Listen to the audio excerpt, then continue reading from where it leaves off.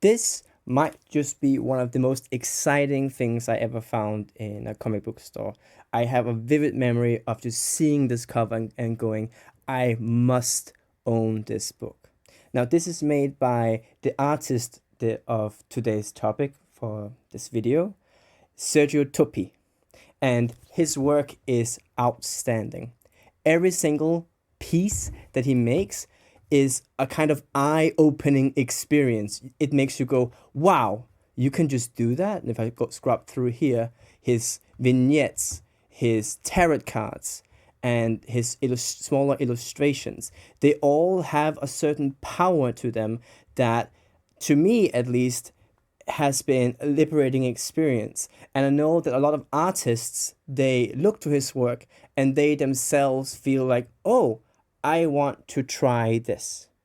And so I want to do a breakdown of Sergio Toppi's work and give you a sense of what you can learn from his approach and learn from his work to then apply to your own work, and how you also can have this excitement in your own work, because that would be a real gift in his honor if you took inspiration from his work to then actually go and do something even more exciting for your own sake. Who am I to lead you down this journey? My name is Jonathan Livslust, and I am a visual development artist. I make the art that goes into pre-production for art at scale, for animation, films, and series. And I work with Cartoon Network, Disney, Marvel, and Netflix projects.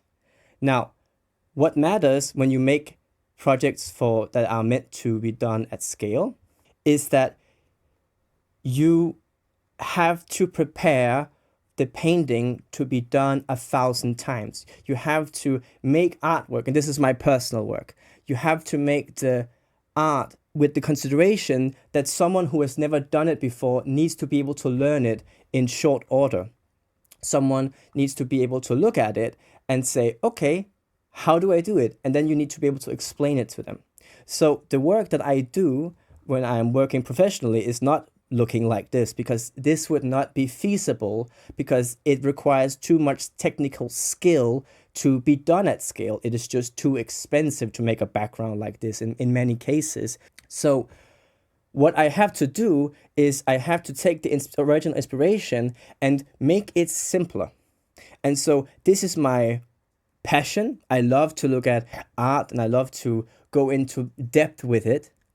And it is also my job. And so I'm going to give you a breakdown of Sergio Toppi's work, where we're going to look through all of these images together, and I'm going to give you the notes that I would make for a team if I had the intention of making an animated project where the backgrounds were done in the style of Sergio Toppi. Now, I'm not going to do any kind of drawing demos, because then the video would easily last an hour and a half. So I am just going to focus on the main parts and what you can take away to learn from immediately.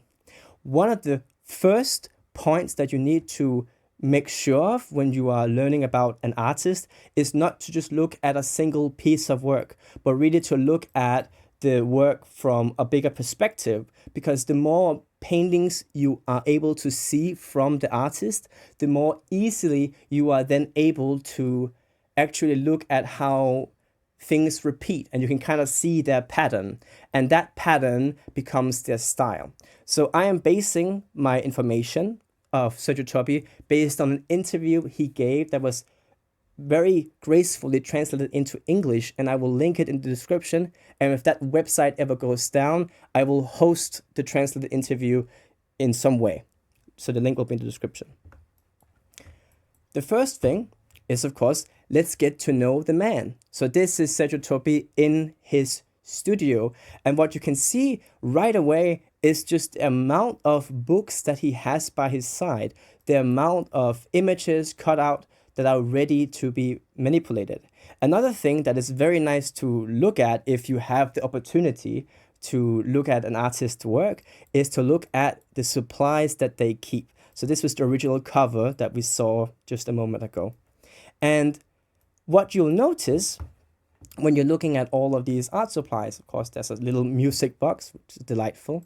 But what I really want to point your attention at is this 1.5 liters of whiteout. Sergio Toppi is willing to start over, to make a mark and then figure out what is going on. And what I really want to inspire you to do at the end of this video is to look at reference differently, because that is what I learned from looking at his work and learning from this interview, and this influenced my work ever since. The method that he uses his reference in, I will get to in a moment. But let's just read a quote from him together, shall we? So, you can go in your favorite direction when it is just you yourself writing and drawing. I don't write a full script. I prefer to progressively develop a story which has a sense of its own. Usually, I don't make any storyboard. I don't like to work on a story totally planned from the beginning. Once I have this story and I know how it goes, I will put down some brief notes, a list of key events, just to visualize the sequence, but usually I will go directly to the page. I often see that a first drawing has an energy and impact that you can't necessarily find in an ink piece. This is his initial mindset, and what I feel from reading this quote is definitely, you can see it in his work. This spontaneity is something that he is searching for. But you can also think of it as a way of him allowing himself to have space to let the page breathe and let the page play. And so if you look at his early work, way before he became the phenomenon that he eventually is, it's just very similar to a lot of other comics from this time. So this was the Magic Surly, and you know, it's a well-drawn comic. There's not too much wild about it, and I think that's a really good point to remember. He did not start out as this final thing, but he's been doing the work and he has been playing with his ideas this whole time. So when you look at this compared to, you know, what he eventually starts doing, what is the difference here? And I want to bring your attention to this quote. This is how he uses reference. The fundamental idea behind my approach is to give the entire composition of a page or a double page a stronger visual impact than is allowed by using strictly realistic technique. So thanks to photographic reference, I can include within one single composition several plastic forms or planes, like a mind game. I was immediately fascinated by the notion of construction through combination. And since then, I get immense pleasure from how I design illustration or a comics page. I am constantly guided in my research by the need to break some certain limiting shackles specific to comics. Breaking the linearity of the sequence of the classic conception of the layout of planes and proportions is necessary if you want to advance the comics medium. I will show you in a moment just how he uses reference, because I think it's very smart. That little point, it's not about the realism. And yet he says, it's thanks to reference that I'm able to then do all these things. When you are drawing, so you're probably familiar with this vase construct, right? Is it a vase or is it two faces? One thing that you'll note is that it cannot be both at the same time. It is either the vase or it's two faces, because the idea of the vase requires this space to be empty, and if it's two faces, then this space must be empty. So you can either see the vase or the two faces, but it's kind of like a flicker if you try to imagine both at the same time. This matters because it's the boundary between these two that really helps us understand what it is that we are looking at. And so when we have in black and white, because this is the comics that he was working with, we only have a certain amount of contrast, right? We have the white against black, black against white, black on black, and white on white. And that's in the kind of texture that is made. And I will point out several times throughout this presentation where he uses one type of texture or feeling per material that he has in the actual image, okay? That is all he has to work with, and yet he is able to get a lot out of that. So, on the reference, Sergio loves to use animals. He loves to have them be a kind of spirit or a mythical creature that somehow speaks or represents the character's inner heart or hunger or desire. Just look at this wolf. Now, in the interview, he talks about finding pictures from National Geographic and simply going, wow, I like this, and cutting them out with a scissor. And so he has these collages that he puts together, and then he applies his mind to it. It allows him, because he has the reference, to actually go wild, okay? Because he's using reference, he can be wild. And in doing so, his marks can be so much more extravagant because he gets the accuracy from the reference. So when he gets totally lost, he can always return. So look here, right? We have, of course, immediately in this panel, the only thing you focus on is the wolf and the text box. And so look here, the stone has a texture that's been dabbed on, and there's some evidence of whiteout painting back out, right? He's removed some of the ink. But then the wolf is inked totally differently. So there's no doubt, is this texture the stone or the wolf? And he has especially put emphasis on the eyes, right, by making them just darker. And then he differentiates the front paws from the hind legs and the tail by texture. Just look what a subtle difference there is right here. This little hole in the fur is enough to clearly explain to us that this is the tail and that's the leg. It's a small detail, and it's not necessarily realistic, right? Because it's ink on the page, but it's still clear, right? Always focus on how can you make your drawing be more clear when you're in doubt.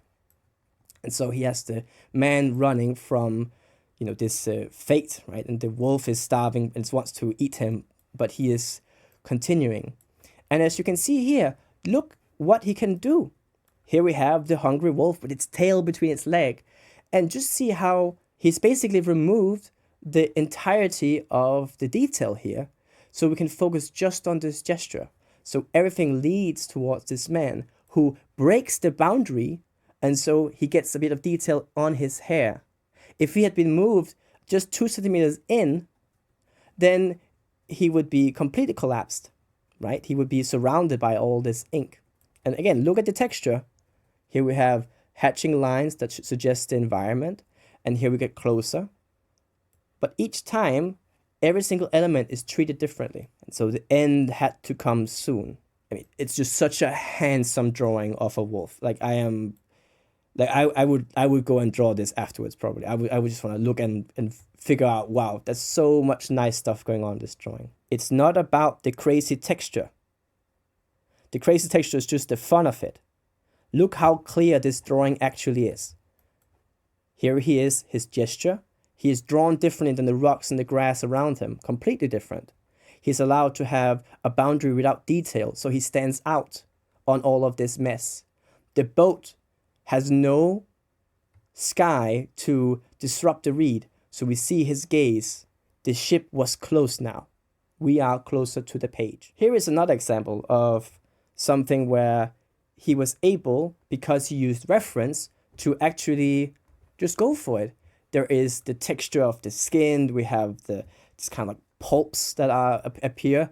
And just in general, this is such a fantastic drawing of a rhino. And then, comparatively, these two men are very simply drawn. This is something that he does often, where he will have a big object, either be it an animal or a person, and he will have a small creature next to it. So here we see a kind of sequence where you see the gun, the point of view, and it's very direct. It's as if he's pointing at us. We are watching from the eyes of the rhino, and then the rhino charges. Look, here it's coming. And each time it's quite explosive. Now, if we go back and imagine the kind of reference that he was looking for, it's probably easy to imagine that he he has obtained some kind of reference there. But it's how he interprets it that matters here. Look at this beautiful savanna of this large grass that is just done in these long hatching strokes. You don't need more detail than that, because what carries the reality is this rhino that is well drawn. Because we see that, then this must be grass, right? It's back to the face and the vase. Because this is here, this must be that. You can rely on the iconography of what you are drawing to carry the meaning so that the abstraction starts to read, okay? I'll repeat this again.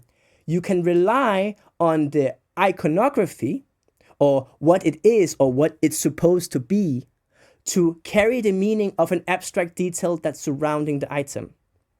Because what else would this be but grass? And so he tries to shoot, but it's too late, and he gets gored. And I mean, this page is just fantastic. I remember when I was browsing, I was reading in a French version, but the excitement of getting to this page and seeing the action and the reaction. Go, oh! And the rhino continues. The birds, they get him. It's all told in this very simple moment. We have the target, the tension, and the release. And then once we have the action, then we don't need any detail. Look, is this any man? No. But because of the icon of him being flown into the air, there is no doubt about what that is. He's not getting up. And so these legs, I don't think I've ever seen a rhino gracefully dance like that. But it fits the flow of the page.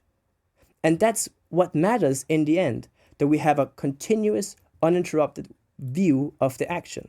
And so when we look, the gun, it was chosen specifically to point in this direction so that we have this flow. We have the man looking, the feet going up, the horn and the gun landing towards the man who's pointing back down.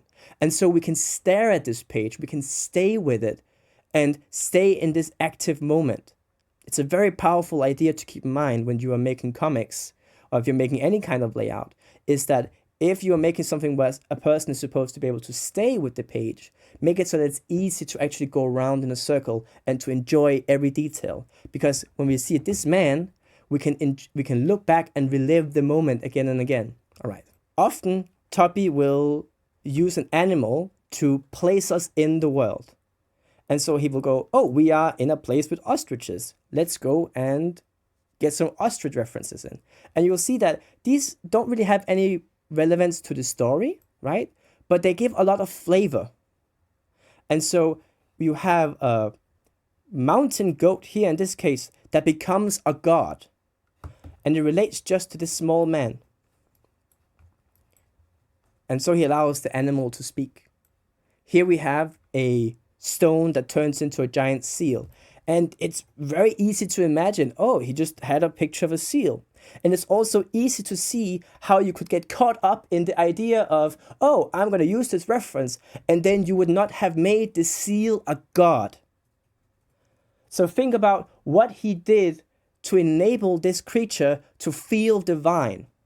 He has no detail, but also the way it enters into the page. In the previous page, there's just a big rock that is shaped like a seal. And so it goes, you are to be judged, and you will be sentenced because he killed a seal. That's the story. But look at this power that the seal now has. How it dominates him, how it focuses the character acting. This man is not strong and defiant against this seal god. He's, oh. And it's done so simply with just the silhouette of this man's head. He is going down and he is entering a position of submission. Okay, so more animals. I don't think I need to repeat, right? Yeah, some of them are just fantastic, right? Here we have a little gecko. And all of this showcases the passage of time. But also, it helps just improve the flow of the image. You can kind of think of it as he uses the reference to find the right animal to fit the flow. And the way that I apply that to my own work is that if I'm thinking of introducing an element, sometimes I will just cut up the reference I was going to use anyway and put it in directly to see if it even fits at all. And sometimes that reveals to me that my idea of using this reference is not right.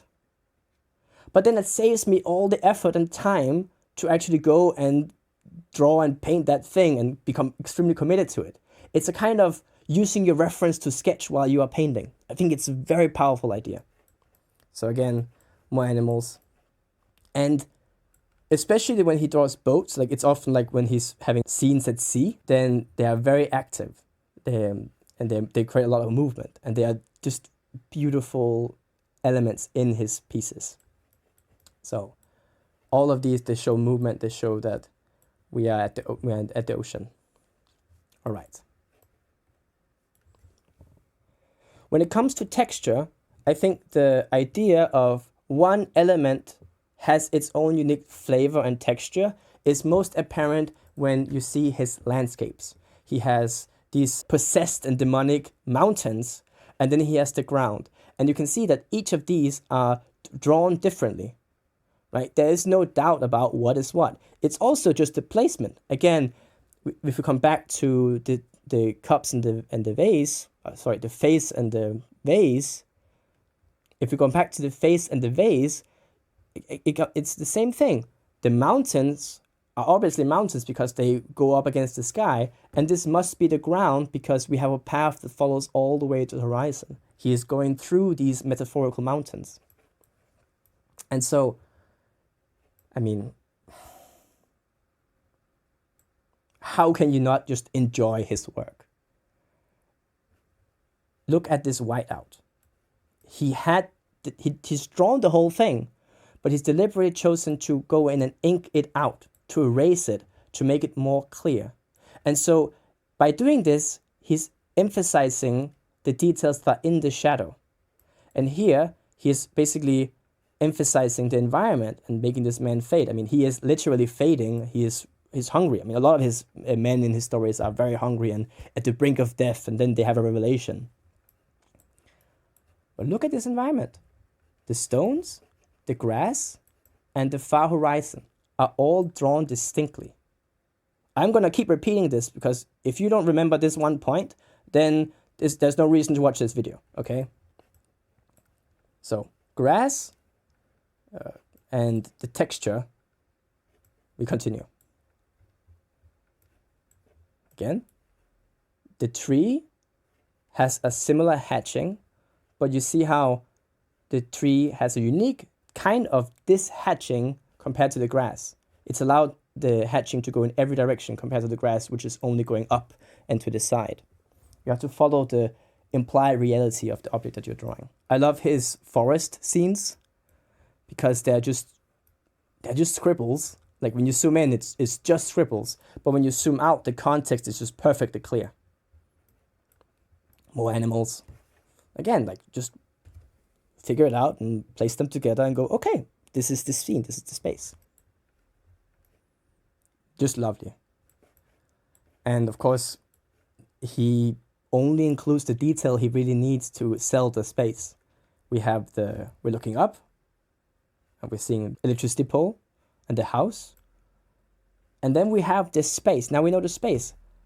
As he goes in, look, because we see this, now this can only be a trash heap. But there's no detail here. It's the implied idea that started here that allows him then to be so abstract. Here we have the seal that turns into a god. Just focused on a few elements, bring them into attention, and you can see how he often uses shadows to clarify. He goes, if I have all of this texture everywhere, then you can't see this. So he puts everything behind it in shadow so that it's clear. Now, let's go and look at how Sergio Toppi handles the passage of time. Because I think that's one of the items that really stood out to me when I was reading his work, was how he made these drawings that were very still. They weren't necessarily extremely action-packed, But he had this subtlety to his movement in the action of these pages that, I mean, this page alone, it blows me away. It's from the collector, who is a person who travels in time and collects artifacts from all around the world and all throughout time. And here he is. He's been caught. He's been caught by this tribesman who is saying, you cannot leave with the artifact, right? He's like, oh, come.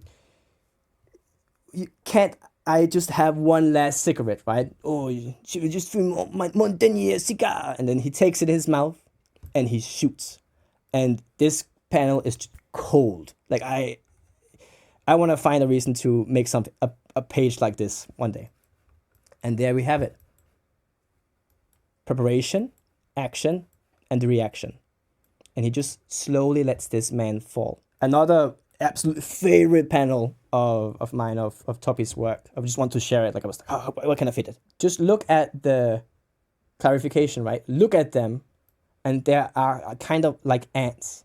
And it's a lot of elements, right? Horses and all throughout. But what you notice is this is the only 2 or 3 well-known horses. And as he goes further back, the detail becomes more and more abstract till it's basically nothing. Their reality is true because you know what they are because you've seen this one well-drawn horse. And then he steps on them. Look at them for the last time because I'm going to crush them like ants. And he steps. So that's the page. It's very cool when you're reading it. What he'll do often is that he will have a person committing the action, and then he will have another character talking about it as if they are either they were there or they are explaining something as a part of a ritual. And I think it's a very effective tool in the way that he approaches stories that gives a sense of a narrator and is something that only really works in comics, because if you were having an animated show with this kind of storytelling, you would cut between them. But here he can show them simultaneously on one page. So one thing I want to point out with this passage of time idea is, yes, he has this abstract focus, but the details, they really matter. If I remove this detail, it's really hard to actually tell where is his body in space. He could be much more relaxed. There's no indication of like where he is in space. The same thing here with this pole, that it's harder to tell how he is holding it. Even something like this little white space for his nose defines where his face is. And so when you are dealing with minimal detail in your pieces, in your drawings, keep that in mind. Try to reduce your drawing until you have it to the bare minimum of detail that you feel it's needed for you to actually explain your idea. This is a very powerful way of working, of just going, what can I get away with not adding to the painting? And so you're thinking of an idea of removal rather than addition. So you're just removing until the painting breaks. And then you add in the last element that was necessary. And you have a drawing that can be abstract and cool, and at the same time have no doubt about its conclusion or what it's supposed to be. So do I need to go into more detail about this? I mean, just reaction, action. It keeps repeating. The way that Toppi introduces his characters in his stories, because he's doing these period pieces, he needs us to know who these people are. And so he does a full character reveal, and then afterwards he allows the image to basically stop. And he does this, very simply by just drawing the full character. And then they have a talking piece and they are going through and usually doing something together. But once he has established this is what the character looks like, notice what he can then do on subsequent panels, because the reality of the character is again carried by this higher density detailed drawing. And as long as you maintain the information that is clear and readily readable, then that idea will stick in your audience, and they will look at the next page and go, oh, this is the same guy. And what you'll see is that this stethoscope to read the heartbeat, I assume it is, becomes white here because it's a key detail to explain that this man is a doctor, to really set it in place. All right. I just love this one because it's the same drawing and then it's just mirrored. But I believe it's this, like, I have a feeling like it's the same pencil drawing and then it was mirrored on the side, but it's just, I think it's just fun. Here we have a very emotional moment, and it's like, yeah, he's showing the full body, but you don't want to look at the knees and be like, oh, his knees. So he's made the detail so much of the same, like everything is the same kind of density and the same kind of variety, that it's not interesting to look at. And so we are forced up here to actually receive the emotional moment, actually take it in. Everything he does in his drawings is to increase the clarity. So why does he have one hoof visible? It's because then we can see where the ground is. The other one is hidden by the hand. By having the feet visible, we get a sense of the perspective, and then we don't need to see the background because the feet are such a known quantity in our abstraction around the world that when we see them, we immediately go, that's where the ground is. And so if you are introducing a character, if you can just nail the feet, it doesn't really matter what length the legs are because the environment will immediately start becoming a lot more believable. In a lot of cases, when I'm working with my students and they're doing these bigger crowd scenes, that they avoid drawing any kind of ground placement, so we get no sense of what the space actually is. But in a crowd of 10 people, if you just see 2 pairs of shoes, then you get, that's where they all must be, on that ground plane. I mean, to prove my point, this is not a background. It's just a texture repeated. It's lovely. But this is not a carpet. The reality of this perspective is just done with this pair of shoes. And then we get the relationship. Oh, they must be on the same ground plane. And then all of this becomes reality to us, even if it's treated abstractly. It's a very important point. Also, just amazing caricatures. All right.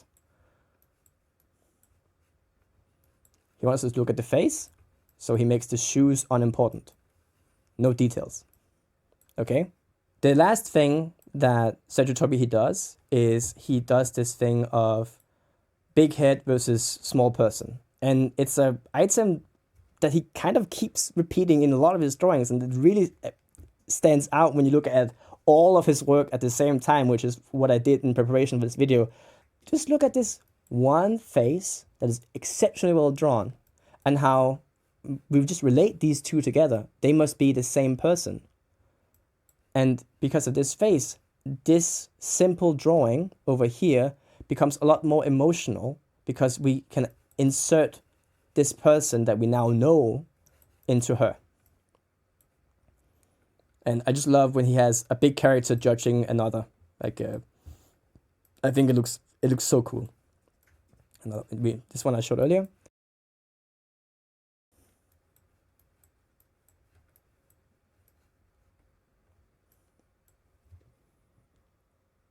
And that's the end of this little presentation, this little deep dive on Toppi's work.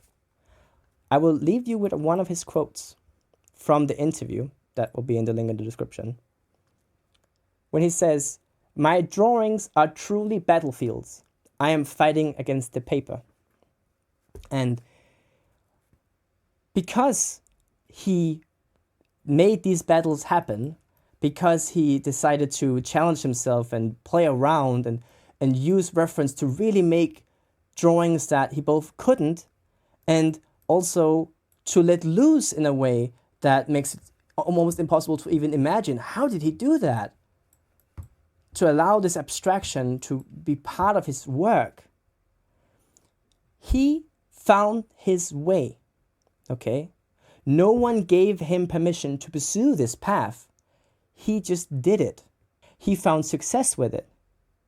And in having done so, in making all these beautiful drawings for me now to share with you today, and for you to find in his books if you buy them for yourself, for your own collection, he gives us permission to play, us permission to learn from him and to go and find references and try out, could I truly make something exceptional and having this as my backup? And so I would make my way and do my work and use the reference not as some kind of limiting factor, but a space for me to come back to so that I can go beyond. That, I think, is an exciting idea. So go to your pages, go to your blank pages or the drawings that you're already working on and prepare for battle. Your results from this search will liberate us all. So good luck with your work. If you would like help to apply other artists that you admire's work to your own, if you would like help to draw and paint paintings that you love, I would love to help you. I am currently teaching, and you can find a link to that in the description. Now, I love Toppi's work, and I love a lot of artists' work. So if you have watched this all the way to the end, if you would like me to do more deep dives around other artists' work and kind of explain what I see in the work, let me know. I would love to do more, and I will probably do more because I actually like this format. So that's it. Enjoy.